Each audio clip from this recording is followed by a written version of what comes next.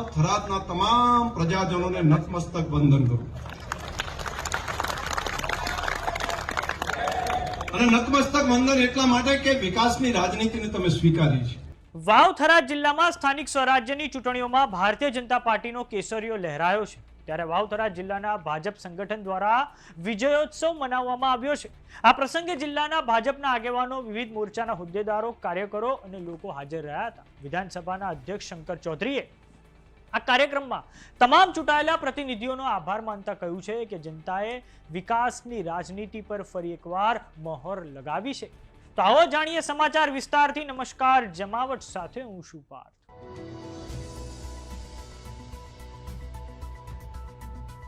સ્થાનિક સ્વરાજ્યની ચૂંટણીઓમાં નવરચિત વાવ થરાદ જિલ્લામાં ભાજપનો દબદબો જળવાયો છે।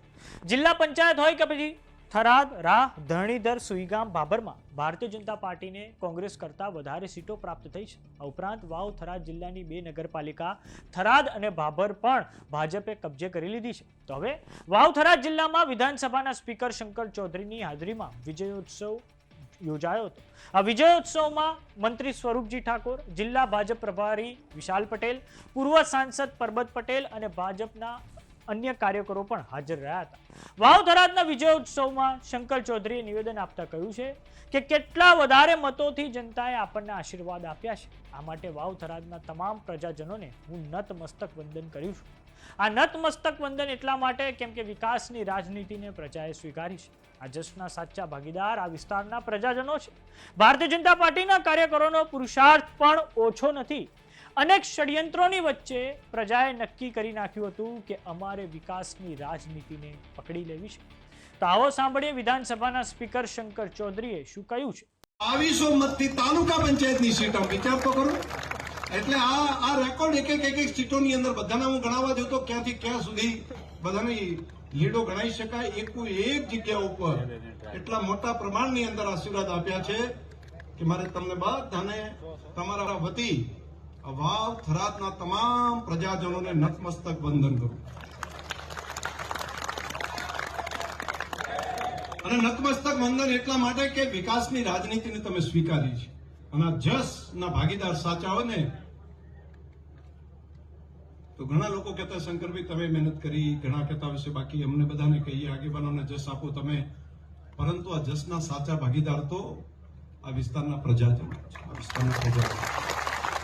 અને એથી વધારે હું કહું એની સાથે સાથે પુરુષાર્થ કરવા વાળા હજારો કાર્યકર્તા જે રાત દિવસ કામ કરતા હતા ને એ આ જસના ભાગીદાર છે। તમે છો આ જસના અધિકારી। અમે તો એક નાનકડા કાર્યકર્તા તરીકે, એક ધારાસભ્ય તરીકે અમારા ભાગમાં કઈ કામ સોંપ્યું હોય તો બાકી બધા કામ કરતા તે પ્રમાણે અમે નાનું કામ કર્યું, પણ તમારો પુરુષાર્થ કઈ ઓછો નતો અને બોલ્યા ચાલ્યા વગર આગેવાનો વડીલો ચૂપચાપ કામ કરતા હતા, ચૂપચાપ કામ કરતા હતા અને અનેક ષડયંત્રોની વચ્ચે, અનેક સમસ્યાઓની વચ્ચે પ્રજાએ નક્કી કરી નાખ્યું હતું કે અમારે વિકાસની રાજનીતિને પકડી લેવી છે। અને બોલો તમે સોશિયલ મીડિયા હોય, બાકી હોય, કોઈ જગ્યાએ કોઈ કલ્પના ના કરી શકે।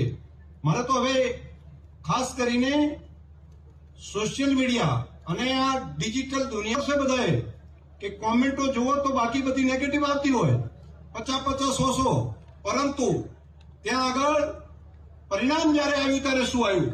તો પરિણામ આવ્યું ત્યારે કોઈને કલ્પના ના હોય, ચૂંટાયેલા પ્રતિનિધિઓ એમ કે આટલી લીડ તો અમને ન।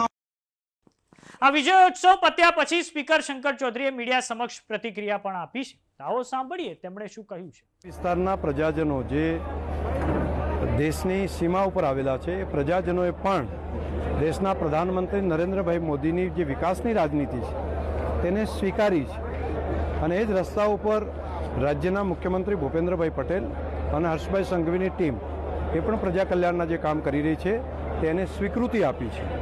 એટલે હું હૃદયપૂર્વક પ્રજાની આ જાગૃતતાને ખૂબ ખૂબ અભિનંદન આપું છું। નવો જિલ્લો બન્યો અને ઠોગલે મતો આપ્યા છે। આ જિલ્લાની ભેટ રાજ્ય સરકારે આપી અને એને ખૂબ રાજીપો વ્યક્ત કરીને પ્રજાએ ખૂબ મોટા આશીર્વાદ આપ્યા છે। આના કારણે હજુ વધારે કામ આ વિસ્તારના પ્રજાજનો માટે કરવાનો ઉત્સાહ અમારી પૂરી ટીમનો વધશે।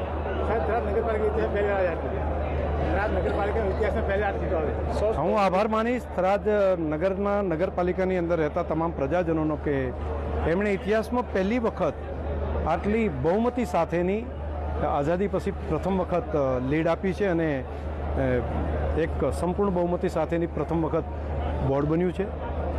ભાભર નગરપાલિકાએ પણ 24માંથી 24 સીટો જીતાડીને આપી છે અને થરાદ તાલુકામાં પણ 24માંથી 23 સીટો એ સાથેનો વિજય આપ્યો છે અને થરાદ વિધાનસભા વિસ્તારમાંથી 9 જિલ્લા પંચાયતો પણ પ્રજાએ જીતાડીને એક આશીર્વાદ તરીકે આપ્યું છે. આના કારણે અમારે વધારે હજુ કામ કરીશું, હજુ વધારે પ્રજાની સેવા કરીને જે પ્રજાના સપના છે એ પૂરા કરીશું. જિલ્લો અલગ થયો અને બંને જિલ્લા પંચાયતોમાં ઇતિહાસ સર્જાયો. બે બાજુ ખૂબ શુભકામનાઓ. બનાસકાંઠા અને વાવ થરાદ બંને જિલ્લાની અંદર પ્રજાએ ખૂબ મોટા મત આપીને આશીર્વાદ આપ્યા છે.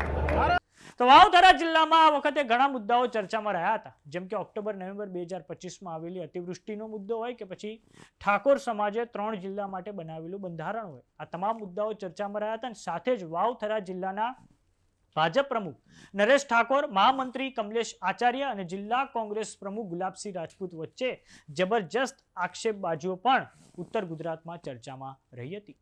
તો સમાચારોમાં અત્યારે બસ આટલું. જોતા રહો જમાવટ. જો તમે અમને યુટ્યુબ પર જોઈ રહ્યા તો સબસ્ક્રાઇબ કરો, જો તમે અમને ફેસબુક પર જોઈ રહ્યા તો ફોલો કરો. સાથે જ અમારી વોટ્સએપ ચેનલ આવી ગઈ છે, જોઈન કરવાનું ના ભૂલતા. નમસ્કાર.